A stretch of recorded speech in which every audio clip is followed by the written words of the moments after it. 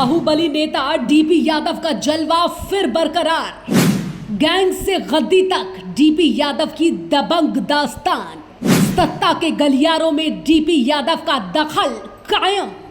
नेता या mafia, DP Yadav की छवि पर उठते सवाल। कानून के शिकंजे में कई बार आए डीपी यादव। मैं लगातार राजनीति में षड्यंत्र का शिकार होता चला आया हूँ। मेरा दुर्भाग्य है। डीपी यादव बाहुबली है। अब उनकी मनसा क्या है ये तो भगवान ही जाने। हम लोभ लालच की राजनीति करने वाले लोग नहीं हैं। मौजूदा स्थिति में 18,000 बच्चों को स्कूलों में पढ़ाता हो, जिसके उद्योगों में 20,000 लोग काम करते हो, कविताओं की किताब लिखता हो, वो किसी लोभ लालच वाला आदमी नहीं हो सकता। झूठे केस मेरे ऊपर भी लगाए, मेरे परिवार के ऊपर भी लगाए। क्या क्यों हम हत्या कराएंगे अजय कटारा की? क्यों कराएंगे? नमस्कार, आज हमारे साथ एक ऐसी शख्सियत है जिसको पूरा देश जानता है और बहुत ही इनका जीवन संघर्ष और किसान परिवार से आते हैं। डीपी यादव जी, कोई पहचान की इनको जरूरत नहीं है। आज इनसे जानेंगे। हमारे आर न्यूज़ पे इनका स्वागत है। डीपी यादव जी, सबसे पहले तो हम आपका स्वागत करते हैं। धन्यवाद जनाब, बहुत बहुत। और हम जानना चाहेंगे कि आपका बचपन से लेकर अभी तक कैसा जीवन है? मेरा बचपन से लेकर अब तक बिल्कुल साफ और सच्चा जीवन है जी। अच्छा जीवन है जी। मैं आर्य समाजी परिवार का और स्वतंत्रता सेनानी का बेटा हूँ जी। मैंने अच्छी विद्या, अच्छी एजुकेशन पाई है, अच्छी शिक्षा संस्थाओं में पाई है जी। यानी गांव के झोंपड़ी के स्कूल से लेकर के जी। और बनारस हिंदू यूनिवर्सिटी का मैं विद्यार्थी रहा हूँ। और सारी शिक्षा मेरी इसी दरम्यान कमोबेश कहीं देहात में, कहीं शहर में, कहीं कस्बे में, इस तरह मेरी शिक्षा हुई। जी। राजनीति जीवन में कैसे आप आए? राजनीति में मैं तब बनारस हिंदू यूनिवर्सिटी से वापस लौटा था। तो जब अपने गांव में पहुंचा तो मेरे पास कोई काम तो विशेष नहीं था। तो गांव के लोगों ने एक नौजवान बच्चे को देख करके दिमाग में सोचा कि क्यों ना गांव का प्रधान इसको बना दिया जाए जी। और सर्वसम्मति से मुझे गांव का प्रधान बना दिया गया। वहाँ से शुरू होता है मेरा राजनीतिक जीवन जी।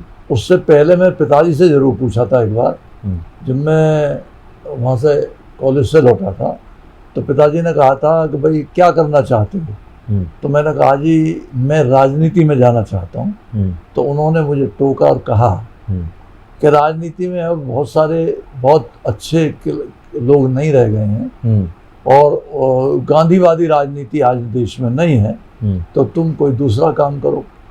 तो मैंने कहा जी मैं बिल्कुल अच्छी राजनीति करने का वादा करता हूँ और बिल्कुल ईमानदारी की और 100% गरीब लोगों की लड़ाई लड़ने की, तकलीफ और तकलीफ शुदा, परेशानी में घिरे हुए लोग, अभाव में रह रहे लोग, उन लोगों की बात उठाता रहूँगा, ये मैंने उनसे वादा किया। सर, 90 से दशक में आपका बहुत नाम था। मिनी मुलायम सिंह बोला जाता था आपको जब समाजवादी गवर्नमेंट थी।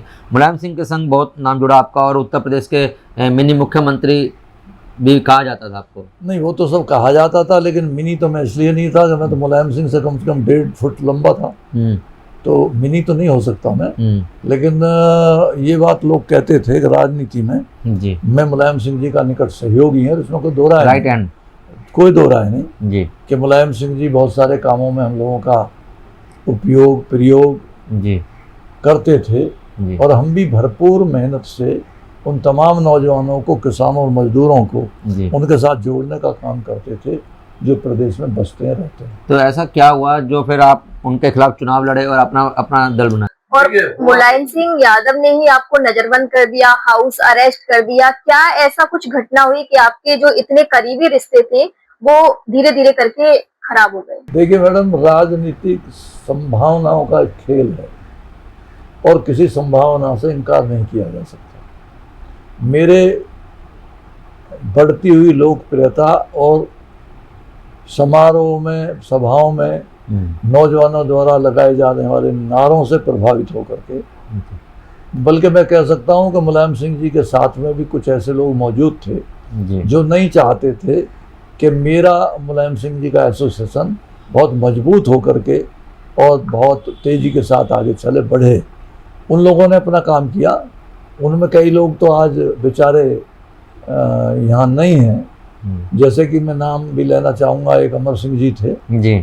तो उन्होंने वो मुलायम सिंह जी के बहुत करीबी हो गए थे और उनके अपने जो भी कुछ बातचीत रही हो तो वो जानते हैं बेहतर। तो मैंने एक आध दफ़ा मुलायम सिंह जी को बताया भी, समझाया भी, कहा भी, लेकिन मतलब बातों का एक भूत जब सवार होता है आदमी के दिलो दिमाग पर, और वैसे भी कहावत है कि नेता लोग, बड़े नेता लोग कानों के कच्चे हो जाते हैं।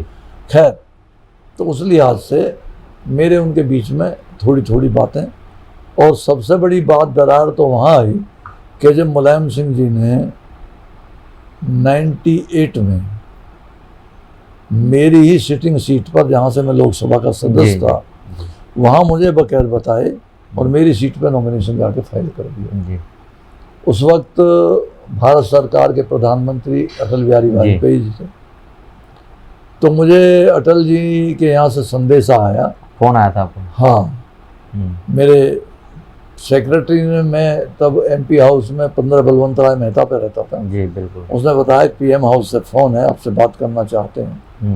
तो मैंने फ़ोन लिया तो सामने से रंजन भट्टाचार्य, जो अटल जी के मुँह बोले दामाद थे, उनकी आवाज़ आ रही थी। मैं उनकी आवाज़ को पहचानता था, उनको जानता भी था। मैंने पूछा कि रंजन जी, ने कहा हाँ DP भाई मैं ही बोल रहा हूँ, और अटल जी बात करना चाहते हैं। तो मेरे लिए तो खुशी की बात थी, प्रधानमंत्री बात करना चाहते हैं। तो मैंने फ़ोन लिया, मैंने पूछा जी कि अटल जी क्या आदेश है। तो उन्होंने कहा कि भाई यादव जी चुनाव तो लड़ना चाहते हो, तुम्हारी सीट पे तो मुलायम सिंह यादव जी ने नॉमिनेशन कर दिया। मैं बोला जी हाँ, कुछ सुना तो मैंने भी है, लेकिन चुनाव तो मैं लड़ूंगा ही, और आप कह रहे हो तो जी अंधे को क्या चाहिए दुआ, अटल जी हमें तो एक भी मिल जाएगी तो गुजारा हो जाएगा जी। तो इस तरीके से मेरे को अटल जी ने PM हाउस बुला लिया और मुझसे कहा कि एयरपोर्ट जा कर के, बल्कि तब सुषमा स्वराज जी जिंदा थी जी, वो उनके मिनिस्टर थी, तो उनको कहा कि इन्हें एरोप्लेन दे दो और लखनऊ ये अपना AB फार्म राजनाथ सिंह से और कल्याण सिंह जी से जा कर के ले आएंगे जी।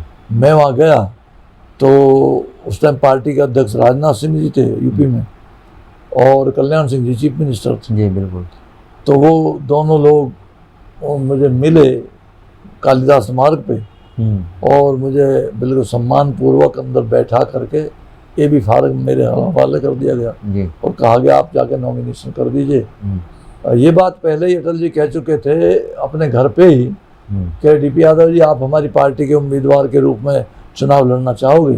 तो मेरे सामने तो कोई रास्ता भी नहीं था जी। बिल्कुल। कोई मैंने स्वीकार किया उस बात को, मैंने कहा जी बिल्कुल लड़ना चाहूँगा, ये मेरे सौभाग्य होगा जी, क्योंकि प्रधानमंत्री के सामने तो कोई बड़ी बात कहना वाजिब नहीं है। तो मैंने ये बात कह करके तो उन्होंने मुझे लखनऊ भेज दिया, और लखनऊ जाके मैं अपना AB फार्म ले आया। तो AB फार्म देते वक्त राजनाथ सिंह जी ने जरूर मुझसे कहा था कि DP भाई जो नॉमिनेशन हो वो इतनी मजबूती से होना चाहिए जितनी मजबूती से मुलायम सिंह। मैंने कहा जी मैं कोशिश करूँगा। तो मैंने हवाई जहाज से अपने दोस्तों को पंजाब, राजस्थान, हरियाणा, दिल्ली, मध्य प्रदेश, जहाँ जहाँ भी मेरा पॉलिटिकल सर्किल है और जहाँ के लोग मुझे बखूबी जानते थे, मैंने तमाम अपने दोस्तों को फ़ोन किया। मैंने कहा भाई परसों सुबह मेरा नॉमिनेशन है, लास्ट डे है नॉमिनेशन का, तो आप लोग तैयारी के साथ आ जाओ नॉमिनेशन करना।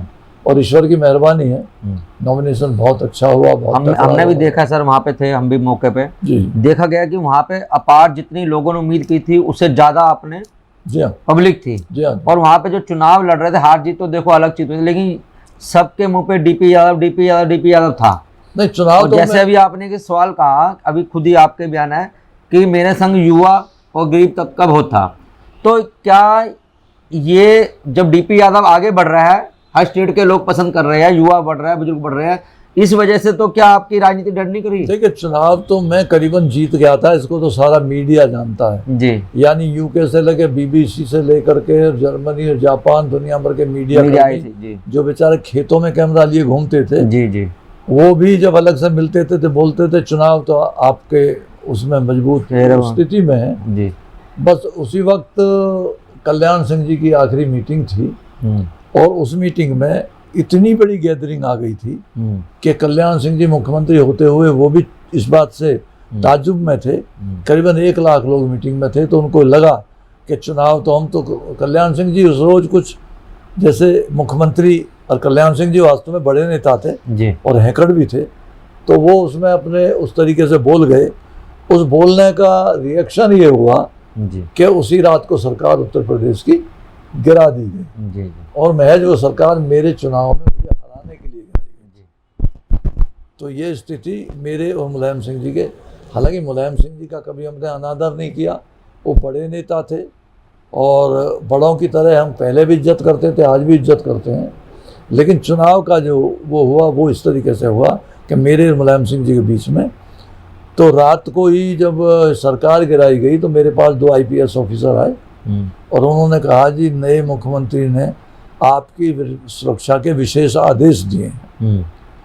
तो मैं समझ गया क्या आदेश हो सकते हैं जी। तो उन्होंने कहा जी हमारा SDM आपके साथ जाएगा, आप जहाँ भी जाएंगे, और PSC की 8-10 गाड़ियाँ आपके साथ रहेंगी।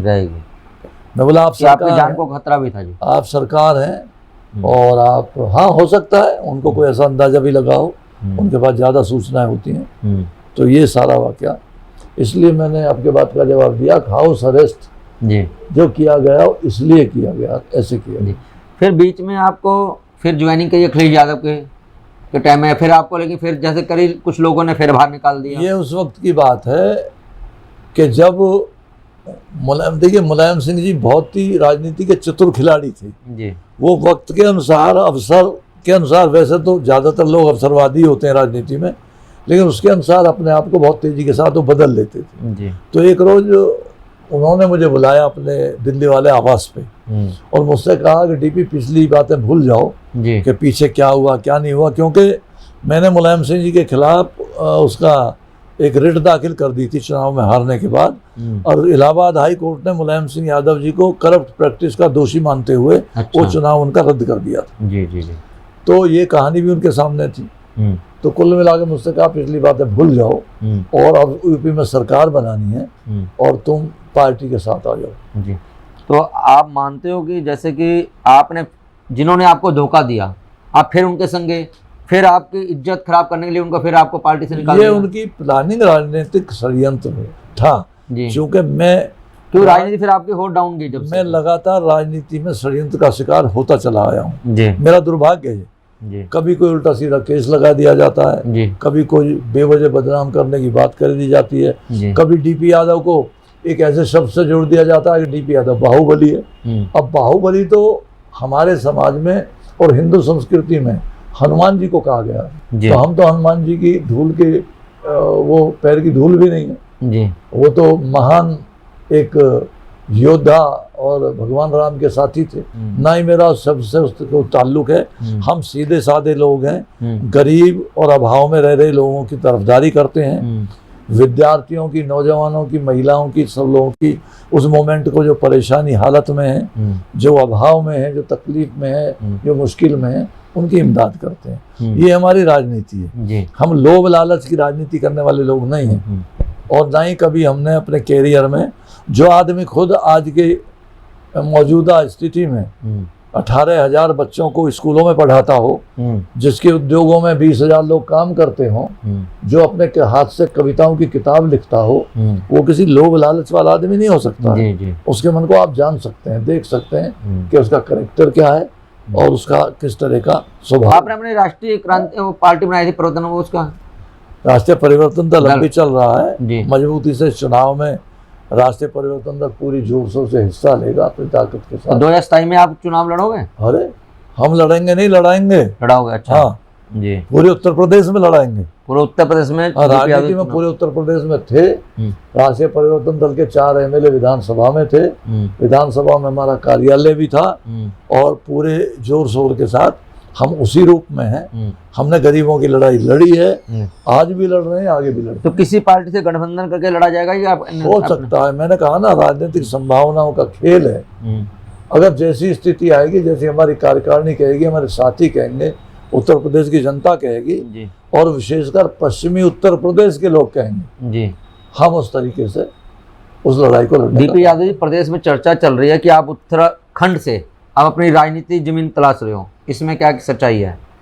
नहीं, उत्तराखंड से क्यों चलाएंगे जब उत्तर प्रदेश हमारा घर है जी। और उत्तर प्रदेश के कम से कम 50 विधानसभाओं से आज हमारे पास विधानसभा लड़ने की ऑफर है, तो हम उत्तराखंड को क्यों तलाशेंगे?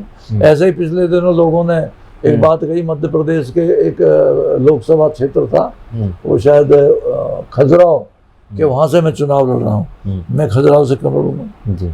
मैं उत्तर प्रदेश से ही लड़ूंगा, उत्तर प्रदेश का रहने वाला हूँ। और पश्चिमी उत्तर प्रदेश में, और उत्तर प्रदेश में कोई एक दो नहीं, लाखों नौजवानों की हमारी भीड़ है जी। लाखों नौजवान हमारे साथ हैं, लाखों किसान हमारे साथ हैं, लाखों विद्यार्थी हमारे साथ हैं, तो हम उत्तर प्रदेश से लड़ेंगे। राजनीति से थोड़ा सा हटके मैं 7 फरवरी 2002 की रात को जो घटना घटी जिसपे आपके बेटे विकास यादव को नितेश कटारा हत्याकांड का दोषी माना गया, क्या आपको सच में लगता है कि आपके बेटे ने वो? मेरे को कभी भी नहीं लगता, क्योंकि मैंने पहले बताया कि मैं तो राजनीतिक षड्यंत्रों का शिकार रहा हूँ जी। वो भी एक ऐसा षड्यंत्र था कि जिसमें कुछ ऐसे लोग शामिल थे कि जो अपना चेहरा राजनीति से उत्प्रोत रखते थे, और वो डीपी यादव को किसी भी तरह राजनीति से अलग हटा देना चाहते थे। वो कार्य किया, झूठे केस मेरे ऊपर भी लगाए, मेरे परिवार के ऊपर भी लगाए, तो ये क्रम लगातार चलता रहा अनवरत। आज भी बहुत सारे लोग ऐसे हैं जो राजनीति में हम लोगों को एक तरफ हटा देना चाहते हैं। अब उनकी मंशा क्या है ये तो भगवान ही जाने, लेकिन हमने हमेशा इन संघर्षों को पार किया है। तो आप मानते हो कि आपका बेटा जो विकास यादव है और भतीजा विशाल दोनों निर्दोष है? कोर्ट ने उनको गलत सजा दी है? मैं कह रहा हूँ कि मैं कोर्ट के ऊपर कोई प्रश्न चिन्ह नहीं लगाना चाहता जी। कोर्ट ने तो एविडेंस के बिना पे या जिस बिना पे दी है जी, उसके लिए मेरे को कुछ नहीं कहना है जी। लेकिन निश्चित तौर से कुछ षड्यंत्रकारी लोग जरूर हमारे परिवार, हम लोगों के पीछे हैं, जो समय समय पर षड्यंत्र रचते हैं। परिवार के लोग हैं, राजनीतिक लोग हैं जो षड्यंत्र में फंसा रहे हैं आपको? परिवार के पीछे हैं, परिवार के लोग नहीं हैं जी। हमारे परिवार के लोग क्यों होंगे जी? राजनीतिक लोग हैं जो अपने स्वार्थवश, हमको जिन लोगों ने पहले से मुलायम सिंह के खिलाफ जी। दूसरे लोगों के खिलाफ, कभी मायावती के खिलाफ जी, कभी बीजेपी के भी खिलाफ, एक दफा प्रमोद महाजन जी जो अटल जी के बहुत करीबी थे जी, वो और हम एक मंच पे थे जी। तो वहाँ भी एक ऐसा ग्रुप था कि जिन लोगों ने उसकी खिलाफत की। तो ये तो राजनीति में होता रहता है जी। लोग, मोदी जी तो बतेरे लोकप्रिय प्रधानमंत्री हैं जी, उनके खिलाफ भी लोग बोलते रहते हैं जी, उनकी बुराई भी करते रहते हैं जी। और तो और मैं तो कहता हूँ, हम तो ऐसे वंश में पैदा हैं भगवान कृष्ण जी के में कि कृष्ण जी को खुद बुराइयों के आधार पर अपना कर्म क्षेत्र, कार्य क्षेत्र बदल कर द्वारका करना पड़ा। तो ये लोग तो हर समाज में होते ही हैं। तो अजय कटारा क्यों आप पे बार बार आरोप लगा रहा है? कह रहा है कि मेरे हत्या कराना चाह रहे हैं। क्यों हम हत्या कराएंगे अजय कटारा की? क्यों कराएंगे? वो तो कहता ही रहता है कि अपने आप को सेव करने के लिए डीपी यादव का नाम लेके अपने आप को प्रोटेक्ट करता ही रहता है जी जी जी। तो हम तो उसके बारे में क्या कहें, कुछ भी नहीं कहते। अभी मालूम पड़ा कि आपके बेटे जो आए हैं जमानत पे, पैरोल पर, उनकी शादी हो गई है।